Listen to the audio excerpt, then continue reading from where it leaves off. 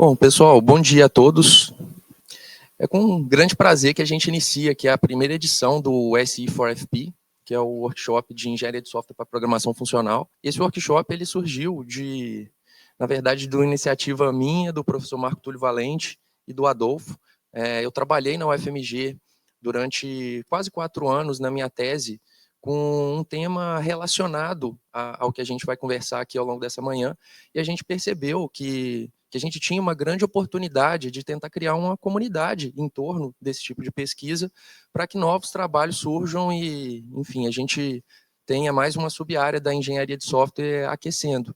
Então, o CBSoft abraçou essa ideia, a gente teve essa oportunidade de organizar o workshop, e eu espero que todos aproveitem essa oportunidade para, quem sabe, no ano que vem, serem autores, né, de trabalhos aqui no workshop. A nossa ideia é plantar uma semente e que ela germine e esse workshop fique, enfim, tome corpo ao longo do tempo. E para começar a nossa programação de hoje, bom, eu acho que eu não me apresentei, né?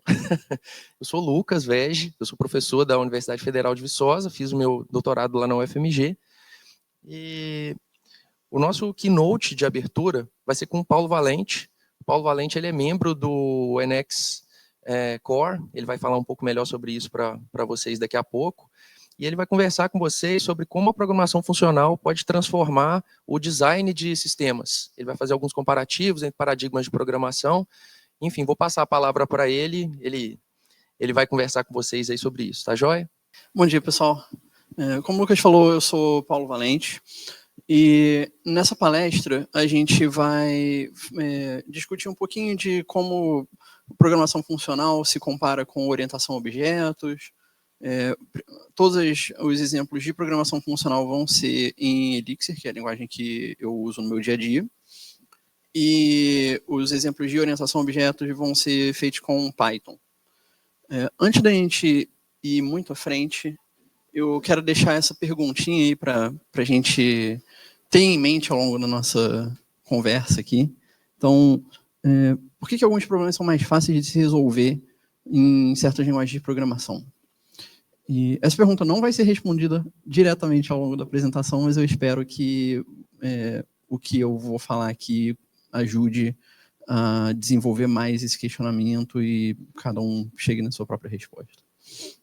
Então, um pouquinho sobre mim, eu sou engenheiro de eletrônica e computação pela UFRJ, trabalho com Elixir há 7 anos, atualmente estou trabalhando na TV Labs, uma empresa baseada em Nova York, e desde 2021 eu faço parte do time do NX, Numerical Elixir, nosso ecossistema de cálculo numérico e aprendizado de máquina, e também mantenho a biblioteca de gRPC.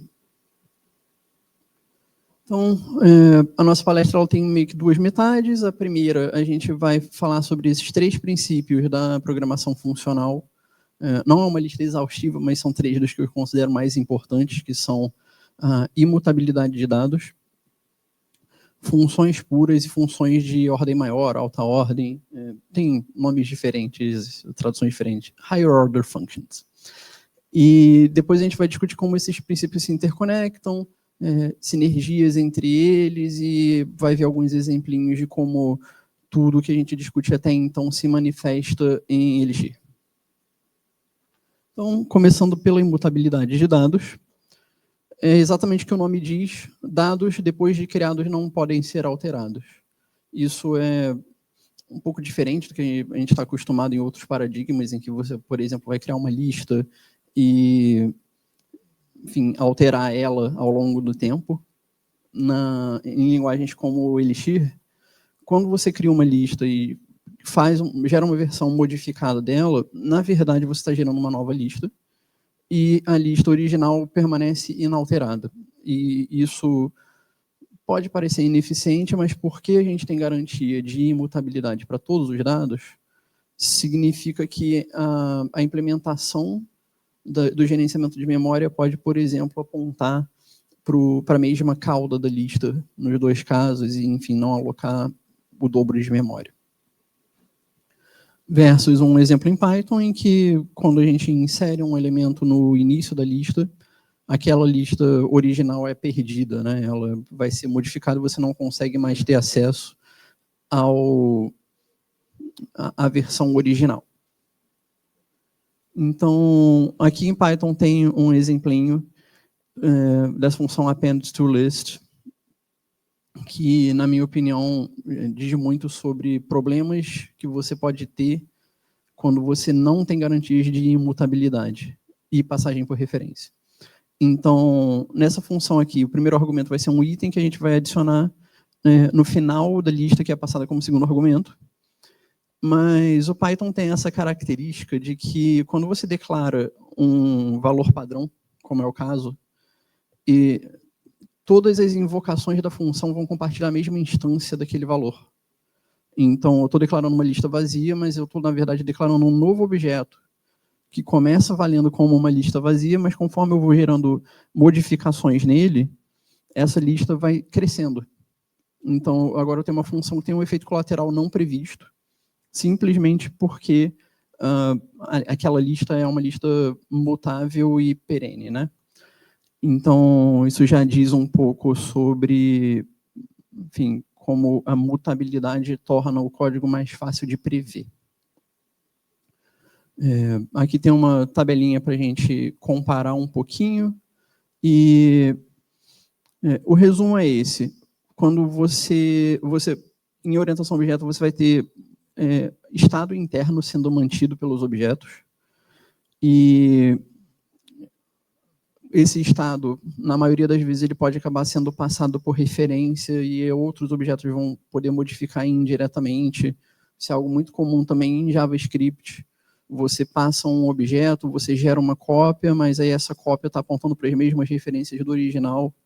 E aí você tem que se preocupar com diferenças entre cópias e cópias profundas, deep copies, que simplesmente não são uma preocupação funcional quando você tem imutabilidade. E no caso de programação funcional, essas passagens por referência não vão permitir mutação. Então, você não está gerando cópias do dado, você passa a referência, mas tem a garantia de que ela vai ter o mesmo efeito que se você tivesse passado por valor. Qualquer modificação que acontecer no dado que foi passado não vai ser vista do lado de fora, a não ser que você faça uma reatribuição de variável depois que a função retornar. Nada vai ser implícito, é sempre muito explícito. Então, um exemplo de carrinho de compras. Tem uma classe shopping cart, declara 2 atributos, e esses métodos para adicionar e remover itens vão modificar esses atributos ao longo do tempo. Versus em Elixir, que tem uma estrutura muito similar, mas a diferença é que a gente não tem um objeto guardando o estado. A gente vai ter um struct, uma estrutura de dados, que vai ter esses valores, a gente passa ela para cada uma dessas funções, mas a modificação só vai acontecer quando a gente, de fato, reatribuir. Por exemplo, eu tinha uma variável que guardava o estado do carrinho, e eu reatribuo a ela o valor retornado por uma dessas invocações. Aí sim eu vou ter um novo carrinho de compras modificado.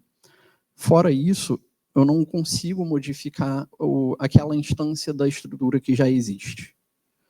E, enfim, de novo o tema de ser muito explícito com todas as modificações que a gente está fazendo. Para a concorrência, isso também tem implicações no sentido de que, quando você tem dados que são mutáveis e, portanto, não são somente leitura, você precisa, na maioria das vezes, garantir que você é a única pessoa acessando aquele dado, principalmente se ele é lido em etapas. Então, imagina que eu tenho um objeto com vários atributos.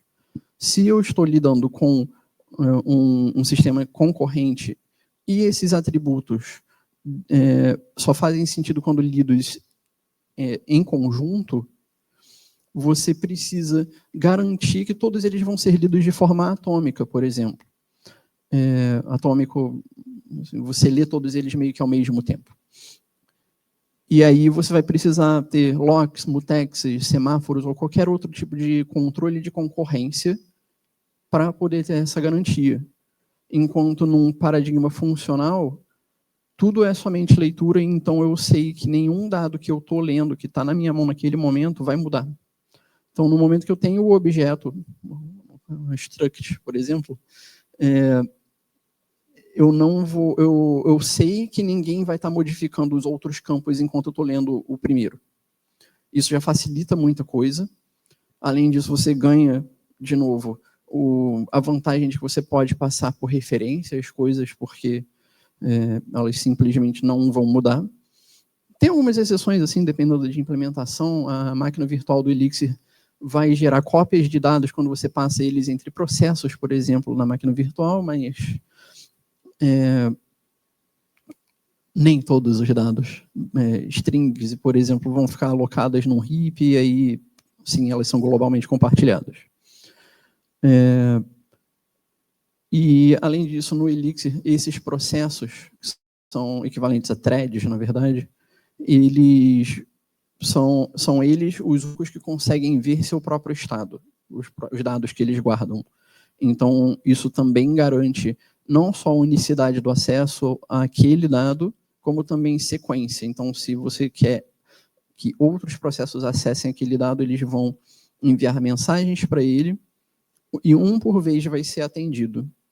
Então, também é mais uma forma de você garantir consistência no seu sistema. Por outro lado, tem casos em que faz sentido a gente ter mutabilidade. Essa palestra não é uma palestra defendendo programação funcional em absoluto. A ideia que eu quero trazer aqui é que programação funcional torna o seu código mais fácil de organizar, previsível, mas ela não é uma bala de prata. Então, por exemplo, quando você está lidando com coisas como o NX ou engines de jogos e coisas do tipo que necessitam de alto desempenho, contas muito rápidas, o Elixir não é, a princípio, a ferramenta correta para isso. O NX consegue acessar as ferramentas corretas e expõe isso para o Elixir, mas efetivamente o NX ele é uma interface funcional para algo que não necessariamente é. Principalmente se você está usando os compiladores do NX e coisas assim, você vai ter uma interface funcional, mas lá dentro, o estado que não é observável fora, basicamente tudo que não é parte da entrada, pode ser criado e modificado ao longo da execução, ao longo do cálculo. E isso é muito bom porque você pode fazer um uso mais eficiente da máquina. Quando você está operando em regiões de memória já pré-definidas, você pode acabar tirando vantagem de coisas como localidade de cache. Ou seja, quando você acessa uma posição de memória, seja para ler ou ler e modificar ao mesmo tempo, as CPUs, em geral, já vão puxar para o cache dela as posições seguintes. E se você está gerando uma nova posição de memória simplesmente pelo preciosismo de ser funcional, não necessariamente você vai conseguir tirar vantagem desse tipo de comportamento. E outro caso em que é importante a gente também se preocupar com o uso de memória é em sistemas embarcados que, em geral, são bem mais limitados, né? Por exemplo, você pode estar tratando de um microcontrolador que tem kilobytes de memória, não chega nem a ter 1 megabyte de memória flash, por exemplo. Então, é importante a gente ter consciência de que a aplicação também importa. E, como eu falei, o NX ele declara uma fronteira funcional para algo não funcional e isso pode ser uma ideia que a gente pode aplicar. Não necessariamente tudo que a gente está fazendo é funcional, mas a gente pode traçar limites mais bem definidos, ainda que sejam limites puramente organizacionais, de forma que a gente tenha uma caixa preta ali funcional, mas quando a gente abre e olha, ela não é.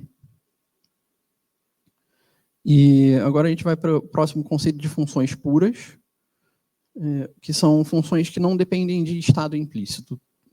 Sempre que você passar uma entrada para essa função, o mesmo conjunto de argumentos, ela vai ter a mesma saída.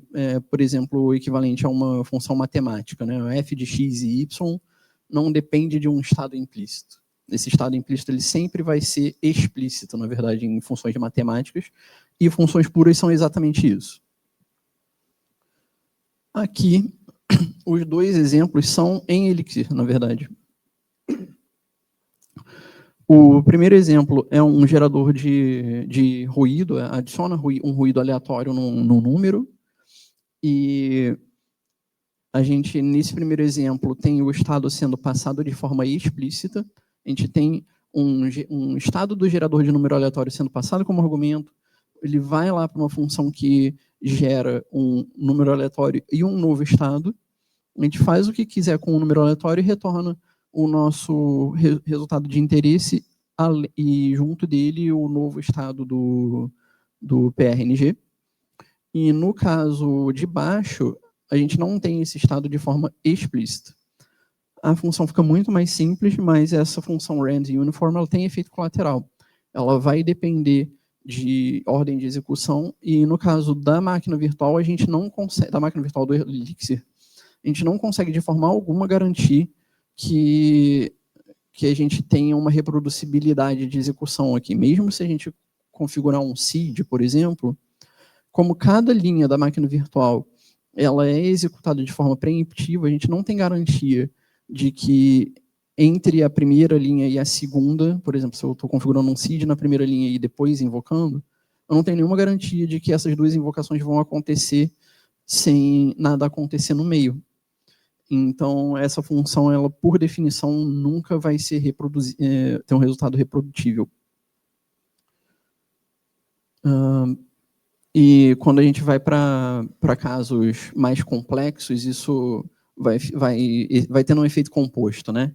Então, aqui a gente tem uma função de validação, depois uma modificação de estado do objeto, e depois duas funções com efeito colateral. Então, as coisas já vão se misturando. A gente tem agora uma função que não é pura e também tem mutabilidade. Esse código de fora é muito difícil da gente prever todas as consequências que podem acontecer dele. E, portanto, fica um pouquinho mais difícil de testar. Você precisa de testes mais exaustivos para garantir que todo o comportamento esperado está sendo atendido.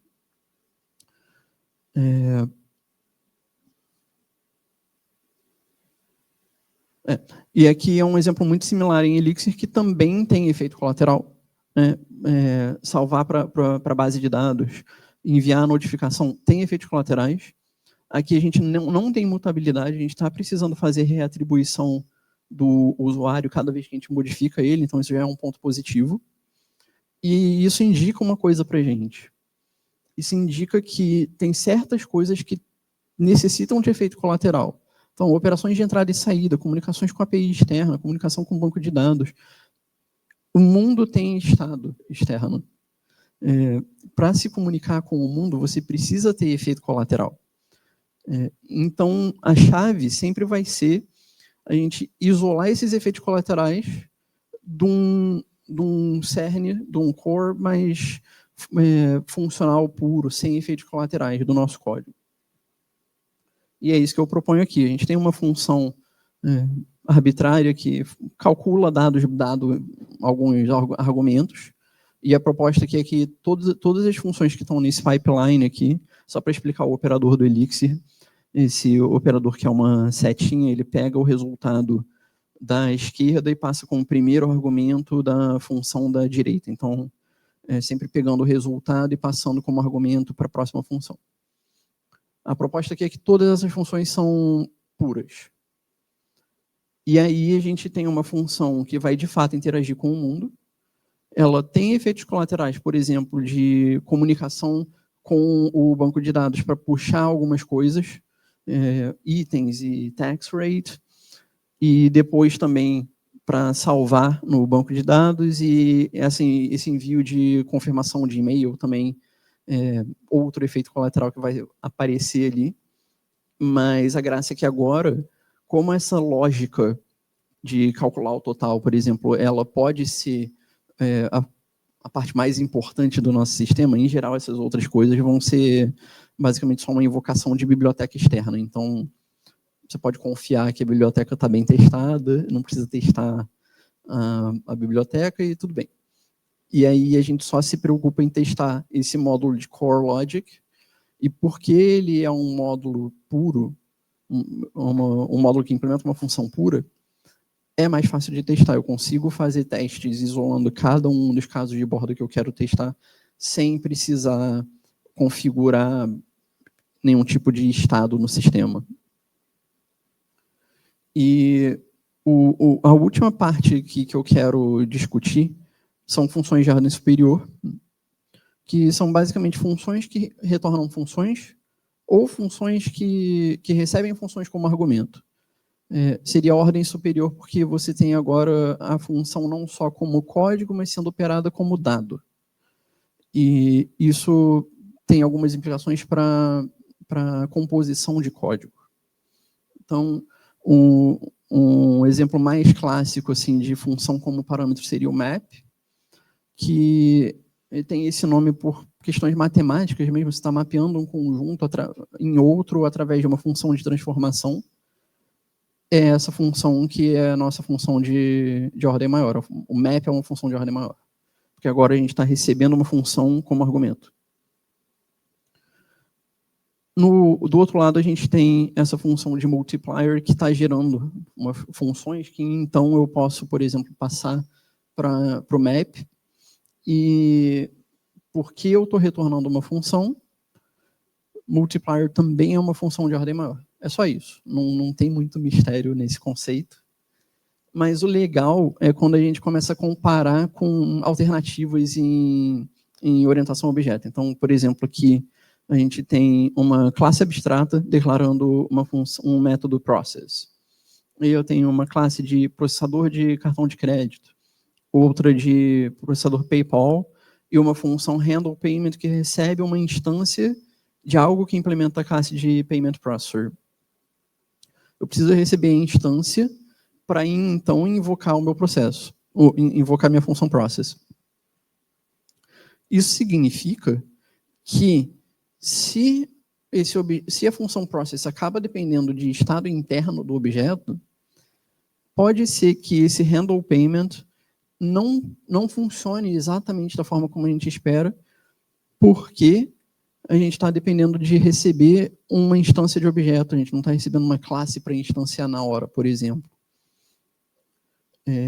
Versus a alternativa em Elixir, que inclusive é mais concisa, em que eu declaro as minhas funções e eu posso simplesmente passar elas diretamente como argumentos. E se essas funções são funções puras, então eu tenho garantias de que nada vai acontecer de diferente se eu invocar de novo com o mesmo argumento. Então, de novo, sinergia entre as nossas propriedades.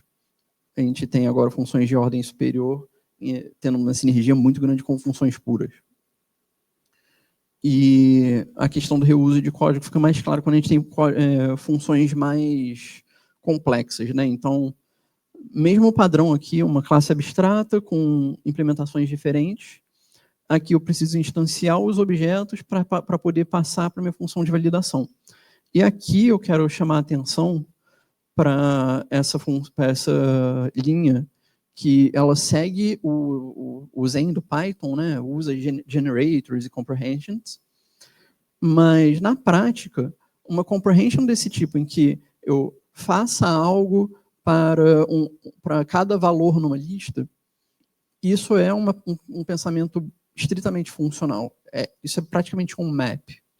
E depois o all, ele é um reduce. Então, Python ele é uma linguagem orientada a objeto, mas ele tem também conceitos funcionais dentro dele. Se você programa Python, você provavelmente já se deparou com um lambda. Um lambda é uma função de ordem superior. E ele está numa linguagem orientada a objeto. E no Elixir tem uma cara muito similar. Exatamente a diferença que a gente tem é que a gente está lidando com funções e não instâncias de objetos. E eu chamo a atenção também para esse primeiro validador ali, que é o que está visível, em que esse min length é em si uma função de ordem superior, porque ele está retornando uma função de validação, que tem esse comprimento 8 implícito ali. E aí ele é passado para a função de validação que vai aplicar todos os validadores. E é exatamente isso. Assim, a gente tem menos boilerplate, a gente não depende do estado dos nossos objetos para poder fazer a composição através de funções de ordem superior. E nessa próxima sessão, a gente vai começar a olhar alguns outros exemplos de como essas propriedades se interconectam. Então, a gente já falou sobre concorrência sem logs, a gente já falou bastante sobre ser explícito no código, e essas coisas também facilitam, deixam o código mais fácil de manter e mais fácil de testar. Por exemplo, quando a gente isola o nosso core funcional, fica mais fácil de testar a lógica que é mais importante para o nosso negócio. E o primeiro estudo aqui que eu quero fazer é comparando um código para treinar uma rede neural em PyTorch e depois em Axon, que é a nossa biblioteca de programação, a nossa biblioteca de redes neurais em NX. Então, aqui no caso do PyTorch, a gente gera uma instância do modelo, gera uma instância de otimizador, uma instância de scheduler, que é como o otimizador vai evoluir ao longo do tempo. E um scaler também que vai transformar os gradientes. E o código, a gente vai ver que o código do Axon ele tem um formato muito similar, mas as coisas que eu quero chamar a atenção aqui é que, tirando outputs e loss, todas as outras invocações de função e método que a gente faz, a gente não está atribuindo a nada. Model.train está configurando o modelo para o modo de treinamento e não de inferência. Optimizer Zero Grad também está reiniciando o estado do otimizador. Scaler faz um scale e depois um backward, step, update, step de novo. Todas essas invocações, elas estão modificando o estado interno desses objetos que vai sendo propagado ao longo do nosso loop de treinamento. E a gente vê, por exemplo, que o otimizador ele recebe de forma quase que implícita os parâmetros do nosso modelo. E o scheduler depende do otimizador. Então, a gente tem estado compartilhado entre 3 objetos sendo modificado de forma implícita. Se você não entende muito bem o que está sendo feito aqui, fica muito difícil de acompanhar. Em contraste a isso, a gente tem um código similar em Axon. Bom, não tem a declaração explícita do modelo lá no exemplo do PyTorch, mas assim é como a gente declara uma rede neural pequenininha em Axon. E aqui a gente já começa a ver diferenças, porque o otimizador e o modelo vão gerar funções que a gente invoca para gerar nossos parâmetros iniciais, gerar o estado inicial do otimizador. E depois a gente tem uma função de treinamento que vai receber essas funções, os parâmetros, o estado, tudo de forma explícita, faz a inferência, em cima da inferência é calculado a perda e o gradiente, e depois tem essas invocações de função para a gente gerar as atualizações dos parâmetros e o novo estado, e isso a nossa função retorna. Até esse ponto, a gente não modificou os parâmetros que chegaram para a gente. Eles vão ser modificados aqui, quando a gente faz esse reduce, porque a cada invocação, cada iteração desse reduce, a gente está gerando um novo acumulador de params e estado do otimizador, e isso é que vai gerar o nosso modelo atualizado ali no final, com final params e um final optimizer state que não vai ser utilizado, porque a gente já não precisa mais do otimizador aqui. Então, esse aqui é um conceito que a gente chama de state threading, que é quando você tem um estado que precisa ser atualizado ao longo do tempo, você vai meio que costurando ele ao longo de todas as invocações que você precisa realizar. E é exatamente isso que esse Reduce faz. É um código mais verboso, mas por ele ser mais verboso, ele é mais explícito. E, na minha opinião, um código mais explícito é sempre mais fácil de entender, prever e manter. Como eu falei, threading explícito de estado, todas as transformações são visíveis. E aqui a gente não olhou muito, mas o grosso da conta, dos cálculos que está acontecendo, está aqui nessa função de predição, junto com essa função de loss. No caso do exemplo de Python, é o que está acontecendo ali no cálculo de outputs e de loss também. E isso é uma coisa que os dois têm em comum. Esse ponto do cálculo é onde a gente tem a nossa fronteira funcional. Lá dentro tem várias e várias camadas intermediárias e variáveis intermediárias que estão sendo geradas, que depois de passes de compilação e otimização da compilação, enfim, a gente vai ter fusão de operadores, vai ter memória sendo reutilizada, mas porque ela não faz parte do nosso estado observável, para o lado do Exxon isso não importa, continua sendo uma interface funcional, sendo gerida por uma interface funcional com implementação não funcional, sendo gerida num sistema funcional. Então, fica mais fácil de manter o nosso sistema sem abrir tanto assim mão da nossa eficiência de uso de memória e de CPU ou GPU. E agora a gente vai olhar alguns exemplinhos de Elixir. Então, antes da gente seguir, eu quero discutir um pouquinho sobre a máquina virtual. A BIM é a máquina virtual do Erlang, é em cima dela que o Elixir funciona. E essa máquina virtual ela tem uma filosofia de let it crash. O que isso significa? Bom, todo o código nela é concorrente por padrão. Cada invocação vai acontecer dentro de um processo da máquina virtual, que a gente já citou anteriormente. Se esse processo levanta alguma exceção a nível de runtime, uma exceção da máquina virtual, não do sistema hospedeiro, esse processo ele vai entrar em um modo de crash, vai avisar todos os processos que estão interessados.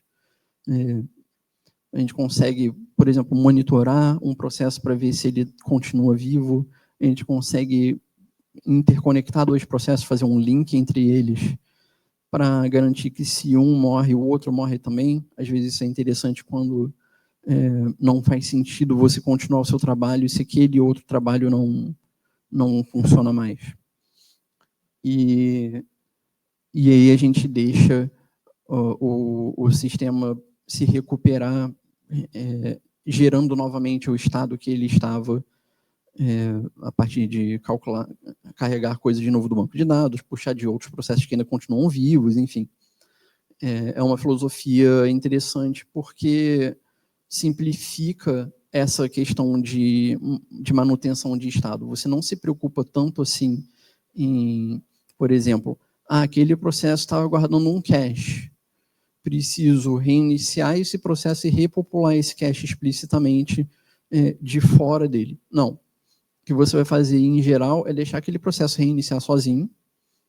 Em geral, os processos eles vão ser supervisionados, então é um outro processo mais leve cujo único trabalho é observar se alguns desses filhos dele caiu, tem estratégias diferentes de lidar com isso, mas efetivamente ele vai reiniciar aquele processo filho, e no processo de inicialização do processo, ele mesmo vai conseguir saber se repopular, se recuperar para um estado consistente.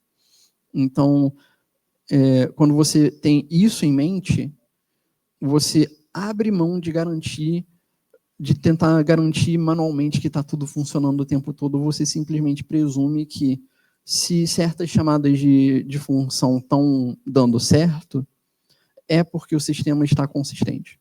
Essa é a geral filosofia que a gente tem na máquina virtual do Elixir. E agora a gente vai ver algumas outras particularidades de código Elixir. Então, bom, essas características a gente já falou aqui. Os processos eles são bem leves, então a gente pode ter milhões deles acontecendo.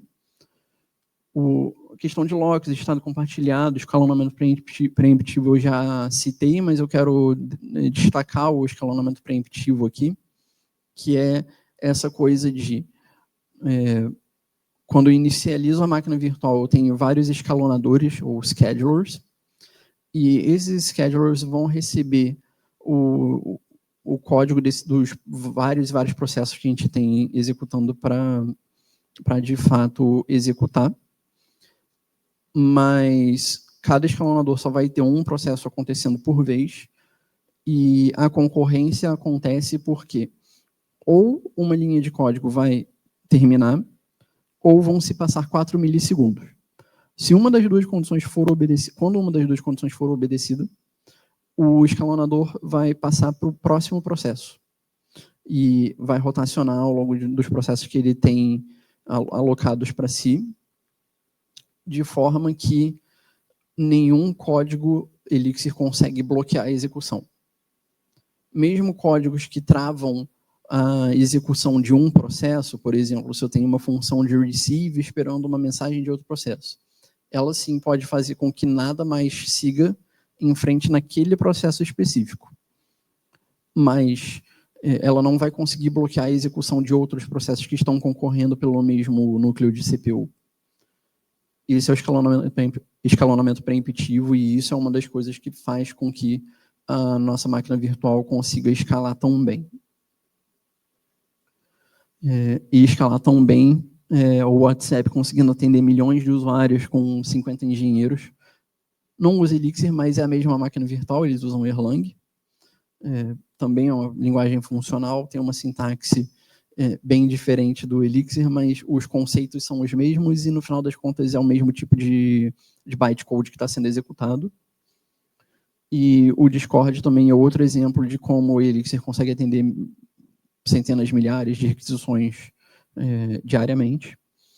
E, enfim, tem outros cases na página oficial do Elixir, se vocês quiserem dar uma olhadinha. E isso aqui é quote meu. Eu não diria que é necessariamente uma diferença de desempenho na tecnologia, mas assim, na facilidade de manter. A maioria dos nossos sistemas hoje em dia, quando a gente vai fazer um deploy na nuvem, coisa assim, ele está super dimensionado. Você vai olhar os gráficos de uso de CPU, de memória, sempre vai estar lá embaixo, porque assim, a gente quer se proteger contra picos de uso e coisas assim. Mas o ponto é, a gente vai efetivamente executar em máquinas superdimensionadas. Então, a gente não precisa ser tão eficiente assim, a ponto de tentar otimizar o código prematuramente o tempo todo. E esse que é o ponto. É mais fácil você gerar um código um pouquinho menos eficiente, mais fácil de manter, do que você tentar gerar um código super eficiente, mas que não vai entregar valor para o seu cliente. Não vai estar colocando o produto na rua. Se você não coloca o produto na rua, até que ponto faz sentido você estar desenvolvendo o seu produto? De novo, estou falando de produtos aqui, não de pesquisa, coisas diferentes, mas quando a gente está falando de produto, o mais importante é que você esteja atendendo seu cliente. Não é que você esteja atendendo seu cliente de forma perfeita e, teoricamente, da forma mais ideal possível. Então, é isso. Simplifica a arquitetura, usa a arquitetura funcional onde der, não precisa fazer uma arquitetura puramente funcional em que todos os efeitos colaterais são encapsulados por mônadas. Você pode fazer efeitos colaterais um pouco mais explícitos, como, por exemplo, fazer um I/O puts para fazer um print. uma invocação de logger que vai gerar um log de máquina. E agora, alguns exemplos de código. Aqui eu quero discutir um pouquinho a questão do reuso de memória, né? Então, ali na primeira linha a gente está alocando uma lista. Essa lista, quando a gente tenta ver o tamanho dela, a gente vê que tem 20 bytes. Se eu declaro um mapa cujo duas chaves dele apontam para essa mesma lista, eu não tenho um mapa tendo só o tamanho do mapa mais 2 vezes o tamanho da lista. Não, ele está tendo o tamanho de 1 vez o tamanho da lista. As duas instâncias estão apontando para o mesmo lugar de memória. Isso só é possível você fazer a nível de runtime porque você tem garantia de imutabilidade. Ali embaixo, só para a gente ver que o tamanho do mapa é 8 bytes, então efetivamente a gente não está nem gastando espaço a mais para ter as duas ocorrências da lista. E aqui é um caso um pouquinho mais complexo em que eu tenho um prefixo sendo adicionado na lista, sendo uma chave, e a outra chave é a lista em si, e o meu tamanho é como se eu tivesse simplesmente a lista com o prefixo, porque esse final comum aqui, essa cauda comum da lista, ainda está sendo compartilhada. É como se eu tivesse 2 ponteiros, um apontando para cá, outro apontando para o início, e esse mesmo ponteiro ele é utilizado tanto aqui quanto aqui. De novo, imutabilidade é o que permite que isso aconteça. E aqui a gente tem um exemplo mais complexo disso, em que, enfim, estou declarando uma lista ali que vai ocupar alguns megabytes. Então, quando a gente tenta ver a memória sendo ocupada pela máquina virtual, está ali 200 alguma coisa, megabytes. Aqui eu estou gerando um novo processo que carrega uma lista que é 2 vezes essa lista. Ok, tenho ali, então, 3 vezes o tamanho da minha lista sendo ocupado. Mas, se eu faço, de novo, um outro processo que está declarando esse dobro da lista, mas ele aponta, igual no exemplo anterior, para a lista original e esse dobro da lista, eu continuo, não está legível ali, mas 600 e alguma coisa é o mesmo tamanho que a gente estava tendo antes. Ou seja, isso aqui se manifestando junto com o gerenciamento de processos da máquina virtual. E aí a gente começa a ver vantagem, teria mais vantagens de reuso de memória ainda se em vez de listas a gente estivesse falando de binaries, mas porque é um caso um pouquinho mais complexo, eu preferi não incluir aqui. Fica como exercício para o leitor. Aqui a gente tem um outro exemplo não relacionado, para a gente ver um pouquinho de como a gente lida com requisições HTTP. Então, isso aqui é um exemplo de um plug router. O plug é uma das bibliotecas, a biblioteca que a gente mais usa para lidar com requisições HTTP. E a ideia que eu quero mostrar aqui é que, apesar da gente estar lidando com uma requisição HTTP, a forma como a gente lida com ela é funcional, ela não tem nem efeito colateral para a requisição até o momento em que a nossa função retorna. Então, o que está acontecendo? Use plug router, o use ele é uma forma da gente usar metaprogramação, que é um outro conceito que não é necessariamente de programação funcional, mas ele diz que a gente consegue usar código para gerar código. Metaprogramação. E aí o use ele vai incluir algumas funcionalidades aqui no nosso módulo, dentre elas essa macro plug. Então eu estou declarando vários plugs em sequência, e essa sequência de plugs é exatamente a sequência em que a gente vai executar eles. Get é também uma outra macro, enfim, é como a gente vai lidar com uma requisição que se encaixa naquele padrão.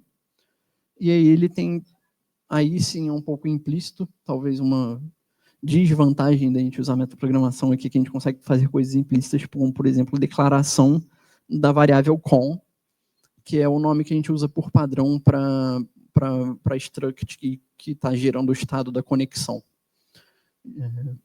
Então, aqui a gente pega essa con, modifica ela com contents type, com a resposta, e aí, quando essa macro retorna, é que essa resposta vai ser processada e gerar um efeito colateral. Aqui, continuando o módulo, só para vocês verem um pouquinho, ali em cima eu declaro plug request info. O match e o dispatch eles já são fornecidos pelo plug router, mas o log request info foi uma função que eu defini. Só para vocês terem ideia de que todas as funções que a gente está passando como plug aqui, elas vão ter essa carinha de receber um com e opções. Opções seriam, por exemplo, nesse caso aqui, o parsers seria passado com opção para o plug. Então, aqui a gente está gerando um efeito colateral, porque tem o IO puts, mas não tem nenhum efeito colateral na conexão em si. O processamento da conexão HTTP, que é por onde a gente recebe a nossa requisição, e depois por onde a gente retorna a resposta, ele está sendo todo feito de forma explícita, de forma funcional. E isso talvez seja bem diferente do que a gente veria num Python, um Flask, um Django da vida, em que iriam modificar um objeto ao longo do tempo. E aqui, por último, eu quero fazer um exercício de contra-exemplo, que primeiro a gente vai ver como não se faz. Quando alguém começa no Elixir, em geral, essa pessoa ela veio de programação orientada a objeto, e aí, por ela vir de orientação a objeto, ela vai ter essa ideia de que, putz, eu gostaria muito de ter algo que guarde o meu estado e que tenha comportamento. Porque o objeto é isso, guarda um estado e tem um comportamento. Que interessante, o genserver, se eu inicializar ele com o estado que eu quero, eu consigo depois usar funções de handle call para modificar esse estado e retornar valores. Muito interessante. Então, eu consigo agora fazer com que um processo funcione como um objeto. Toda vez que esse processo receber um genserver call de get, eu vou acessar o meu atributo. Toda vez que eu fizer uma mensagem de sub ou add, eu vou modificar o valor e retornar também esse atributo. Então, nossa, tenho objetos em Elixir agora. O problema é que os processos eles vão lidar com as mensagens que estão sendo passadas para ele de forma sequencial.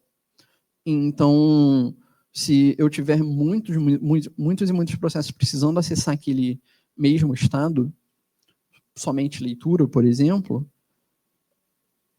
esse processo passa a ser um gargalo para o meu sistema todo.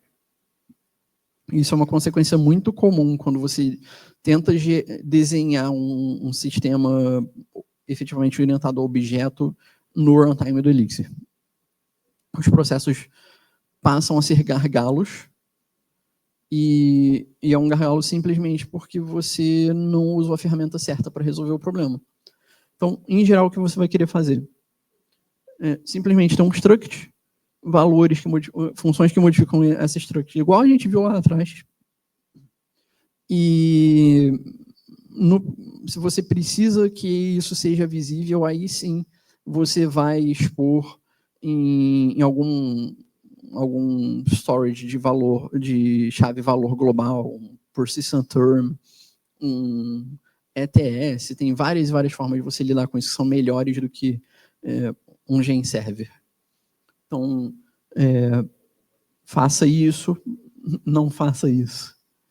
E isso aqui não é necessariamente uma linguagem funcional, é mais específico de Elixir do runtime do Erlang, mas eu acho importante mostrar aqui também. Então, a ideia é essa. Como a gente já viu, o Python ele traz características funcionais na linguagem. Eu, antes de trabalhar com Elixir, eu comecei a aprender funcional exatamente através do Python, com list comprehensions, com map, reduce, filter, coisas do functools. Então, não quer aprender Elixir? Tudo bem. Quiser experimentar com funcional, dá para você experimentar até em C++, se você quiser. C++ hoje em dia tem funções anônimas. E a ideia não é de usar todos esses conceitos com os nomes bonitinhos. A ideia é, putz, e se eu não pudesse modificar o estado aqui, modificar essa variável? E se todas as variáveis que eu declarar em JavaScript fossem const? Se eu só declarar consts em C++ por padrão, será que eu realmente preciso que todas as variáveis sejam mutáveis? Às vezes a resposta é não. Às vezes você nem precisa de nenhuma variável mutável na sua função. Ou então, putz, eu preciso de efeito colateral nessa função aqui, será que eu posso colocar o efeito colateral fora dela para essa função se tornar mais previsível? Eu posso separar o efeito colateral que eu tenho aqui, um envio de mensagem para outro processo que seja em outra função? Às vezes dá, às vezes não. E também questão de comportamento como parâmetro, seja usando injeção de dependência numa arquitetura hexagonal, que é algo bem orientado a objeto, seja passando funções de ordem maior. Eu posso ter um objeto que guarda uma coleção, essa coleção precisa ser transformada de vários jeitos diferentes. Às vezes eu posso ter um método só que opera em cima da coleção com map, reduce, for, qualquer coisa que seja, mas ele recebe a função de transformação como parâmetro. E essas coisas são coisas que você pode aplicar fora de uma linguagem que é puramente funcional. Você pode aplicar até em C, se você quiser muito. E, bom, fontes aí para as citações que eu coloquei do WhatsApp e do Discord. E gostaria de agradecer a presença de todos. Estamos abertos a perguntas.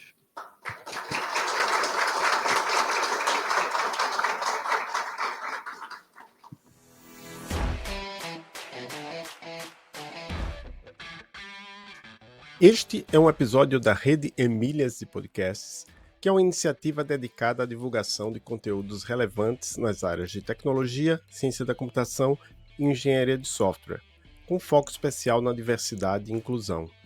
Esta rede abrange 5 podcasts distintos, cada um com seu propósito único, uma audiência dedicada, e esses podcasts fazem parte das atividades de divulgação científica e extensão do Programa de Pós-Graduação em Computação Aplicada, PPGCA, da Universidade Tecnológica Federal do Paraná, UTFPR, no campus Curitiba. Esta rede está associada ao programa de extensão Emílias Armação em Bits. O coordenador da rede Emílias de Podcast é o professor Adolfo Neto, sou eu, e a coordenadora do programa de extensão Emílias Armação em Bits é a professora Maria Cláudia Emer. Estamos nas redes sociais, principalmente nos meus perfis pessoais. Eu estou no Blue Sky, em @adolfont.github.io. Estou também no LinkedIn, AdolfoNT. O Emílias tem um perfil no Instagram, Emílias_UTFPR. E o Fronteiras tem também um perfil no Instagram, FronteirasES. São as redes que a gente procura manter mais atualizadas. Mas, claro, se você não quer nos seguir em nenhuma rede social, você pode simplesmente nos seguir nos aplicativos de podcasts, como Pocket Casts, Apple Podcasts, Spotify. É só procurar pelo nome do podcast e clicar em seguir. Ou no YouTube, onde também nós publicamos nossos episódios. De novo, é só procurar pelo nome do podcast e seguir o canal. Só não no caso do Emílias, que no caso do Emílias Podcast Mulheres na Computação, você tem que seguir o canal do Emílias Armação em Bits. É isso, pessoal. Até o próximo episódio da Rede Emílias de Podcasts.